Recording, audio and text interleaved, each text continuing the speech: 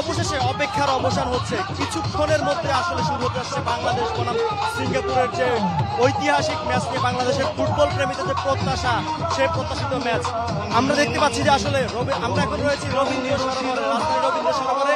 সেখানে আপনি আমার পিছনে আসলে দেখতে পাচ্ছেন যে ফুটবল প্রেমীরা রয়েছে, সেই ফুটবল প্রেমীরা আসলে ভিড় করেছে। তারা আসলে বাংলাদেশ এবং সিঙ্গাপুরের যে ম্যাচ রয়েছে সেই ম্যাচ নিয়ে অনেকটাই আশাবাদী যে বাংলাদেশ যেন এই ফুটবল ম্যাচে অনেকটা বিজয় অর্জন করবে, সিঙ্গাপুরকে হারিয়ে বাংলাদেশ এই বিজয় অর্জন করবে তারা প্রত্যাশা করছে।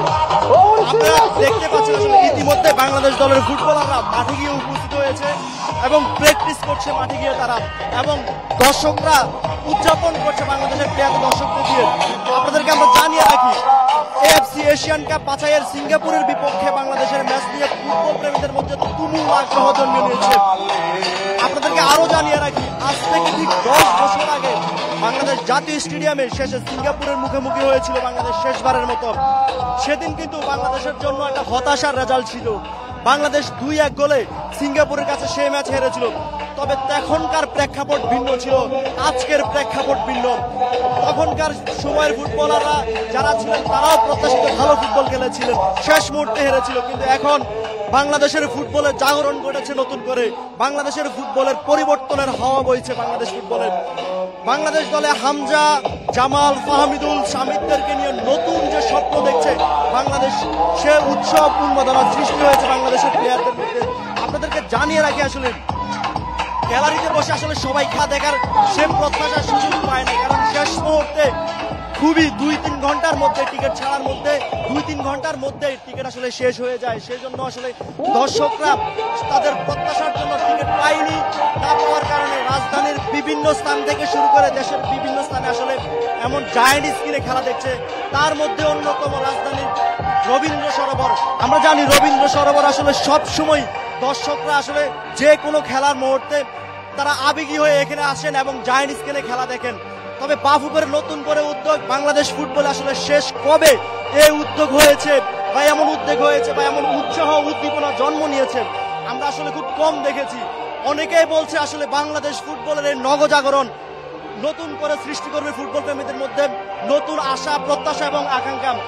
আসলে আমরা যতটুকু জানতে পেরেছি, দেশের 8টি স্থানে আসলে এমন জায়ান্ট স্কেলে খেলা দেখবে। তার মধ্যে অন্যতম হচ্ছে রবীন্দ্র সরোবর, আপনারা যেটা দেখতে পাচ্ছেন এখন। তার মধ্যে আরো রয়েছে চট্টগ্রামে এম এ আজিজ স্টেডিয়াম, ময়মনসিংহের জেলা পরিষদ চত্বর, রংপুরের জেলা পরিষদ চত্বর, রাজশাহীর নানকিং বাজার, সিলেটের 0 পয়েন্ট, খুলনার শিববাড়ি মোড় ও বরিশালের বেলস পার্ক।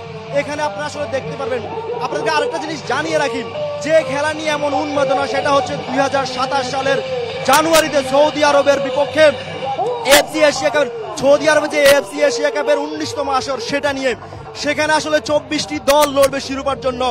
বাংলাদেশ সেই 24টি দলের মধ্যে অন্যতম দল। সেজন্য আজকের ম্যাচটি বাংলাদেশের জন্য খুবই গুরুত্বপূর্ণ। যদিও আসলে চূড়ান্ত পর্বে যাওয়াটা, কারণ প্রতিপক্ষ যে দলগুলো রয়েছে সবাই শক্তিশালী দল। বাছাই পর্বের যে খেলা এখন শুরু হয়েছে, আসলে শুরু হবে কিছুক্ষণের মধ্যে। বাছাইয়ের রাউন্ডে যে সি গ্রুপের লড়াইটি এমনিতেই জমে উঠেছে। আসলে বাংলাদেশ সহ এখানে 3টি শক্তিশালী দল রয়েছে, হংকং, ভারত ও সিঙ্গাপুরের মতো জায়ান্টরা এখানে রয়েছে। আমরা আসলে কিছু দর্শকদের সাথে কথা বলতে চাই, যারা দর্শক দেখতে এসেছেন, আসলে তাদের সাথে কথা বলতে চাই, তাদের প্রত্যাশা, আশা, আকাঙ্ক্ষা তা নিয়ে আসলে কথা বলতে চাই। আমরা একজন দর্শকের সাথে কথা বলতে চাই। আপনাদের আসলে কি প্রত্যাশা? আজকে হলো আমাদের এএফসি এশিয়া কাপ 2000, আমাদের এএফসি এশিয়া কাপের বাছাই পর্বের প্রথম হোম ম্যাচ আজকে। তো আমরা প্রত্যাশা করতেছি আমাদের এই টিমটা যাতে ভালোভাবে আমাদের ফুটবল উপহার দিতে পারে এবং আমরা জয় উপহার পাই, এই প্রত্যাশা আমরা ব্যক্ত করছি।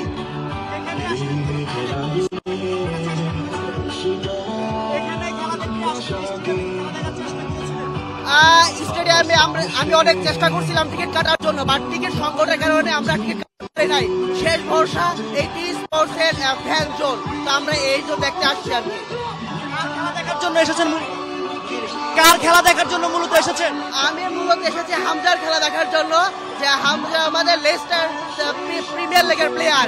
তো আমরা চাচ্ছি আজকে হামজা আবার গোল করুন, যেভাবে ভুটান ম্যাচের বিপক্ষে গোল করেছে। যেমনটা শুনছিলেন, আমরা আসলে আরেকজনের সাথে কথা বলতে চাই, আসলে তিনি কি প্রত্যাশা করছেন? আসলে কি প্রত্যাশা করছেন? অবশ্যই জয় প্রত্যাশা করতেছি।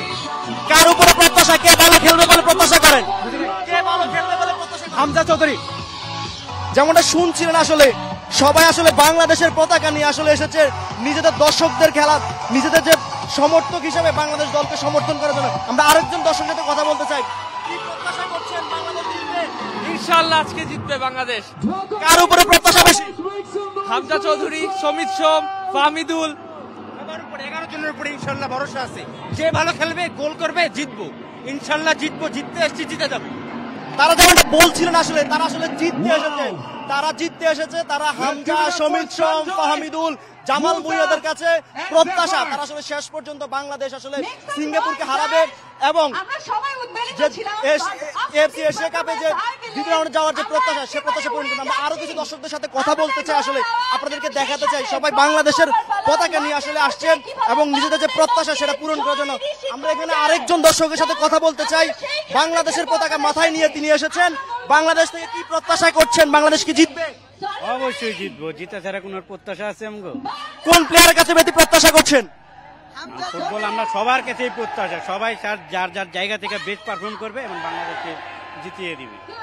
যেমনটা শুনছিলেন আসলে জায়ান্ট স্ক্রিনের সামনে খেলা দেখেও তাদের প্রত্যাশার কোনো কমতি নেই।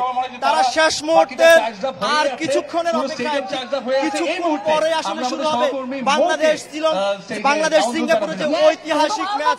সেই ঐতিহাসিক ম্যাচের যে প্রত্যাশা আমার পিছনে আসলে দেখতে পাচ্ছেন, দর্শকরা কানায় কানায় ইতিমধ্যে পরিপূর্ণ হয়েছে রবীন্দ্র সরোবরে। এই ছিল রবীন্দ্র সরোবরে খেলার পূর্ব মুহূর্তে আমাদের কাছে।